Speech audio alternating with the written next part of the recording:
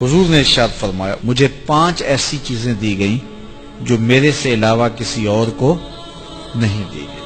پہلی چیز، جب حضور کسی سے جہاد کے لیے نکلتے، مقابلے کے لیے نکلتے تو 1 مہینے کی مسافت پہ ہوتے تو دشمن پہ رعب پیدا ہو جاتا، تو یہ حضور کو شان دی گئی ہے۔ دوسری چیز، میرے لیے پوری روئے زمین مسجد بنائی گئی ہے اور پاک کرنے والی بنائی گئی ہے۔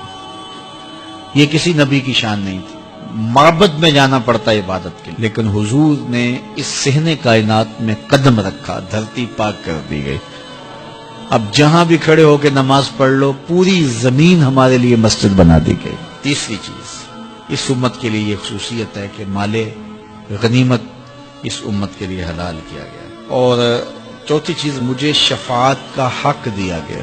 قیامت کے دن اللہ تعالیٰ جل شانہ اپنے محبوب علیہ السلام کو شفاعت کا اذن دیں گے اور حضور شفاعت کریں گے، اور جب شفاعت کا دامن کھولیں گے تو بڑے بڑے گناہگار اس دامن میں چھپ جائیں گے۔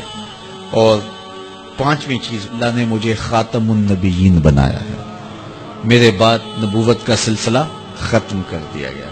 تو یہ وہ خوبیاں ہیں جو مجھے عطا کی گئی ہیں، حضور نے فرمایا میرے علاوہ کسی اور کو نہیں عطا کی۔ فرمایا کہ میں اللہ کے ہاں خاتم النبیین لکھا ہوا ہوں، رب نے لکھا ہوا ہے کہ میں آخری نبی ہوں، میں خاتم النبیین ہوں۔ یہ کب سے لکھا ہے؟ اللہ اکبر! حضور علیہ الصلوۃ والسلام کی ولادت کے وقت لکھا، 40 سال کے ہوئے تب لکھا، یا پھر جب حضور کا وصال ہوا تب لکھا کہ اب آپ کے پاس کوئی نبی نہیں آئے گا؟ کب لکھا؟ جب آدم علیہ الصلوۃ والسلام کا خمیر تیار کیا جا رہا تھا، ان کے لیے مٹی گوندی جا رہی تھی، میں اس وقت سے پہلے بھی خاتم النبیین لکھا ہوا۔ فرمایا میں پہلی باتیں تم کو سناؤں، دعوت ابراہیم، میں ابراہیم کی دعا ہوں اور حضرت عیسیٰ کی بشارت ہوں۔ انجیل برنباس کے اندر ہے کہ جب حضرت عیسیٰ نے کہا کہ لوگوں میرے بعد جو آنے والا ہے اس کا نام احمد ہوگا، تو بشارت دے رہے ہیں کھڑے ہو کے، تو ایک حواری نے کہا، 12 حواری تھے آپ کے، ایک حواری نے کہا جس کے قصیدے آپ بھی پڑھ رہے ہیں کیا وہ آپ سے بھی افضل ہوگا؟ تو سنو حضرت عیسیٰ نے کیا جواب دیا، تمہیں ٹھنڈ پڑ جائے گی۔ حضرت عیسیٰ علیہ السلام نے کہا افضل ہونے کی بات پوچھتے ہو؟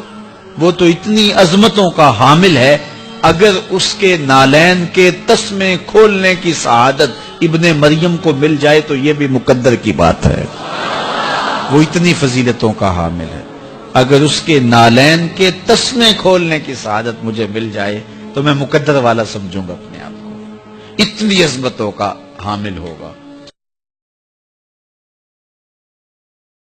حضور نے فرمایا اللہ اس شخص کے چہرے کو تر و تازہ رکھے جس نے میرے سے کوئی حدیث سنی، پھر جیسے سنی اس کو ویسے آگے پہنچا دیا۔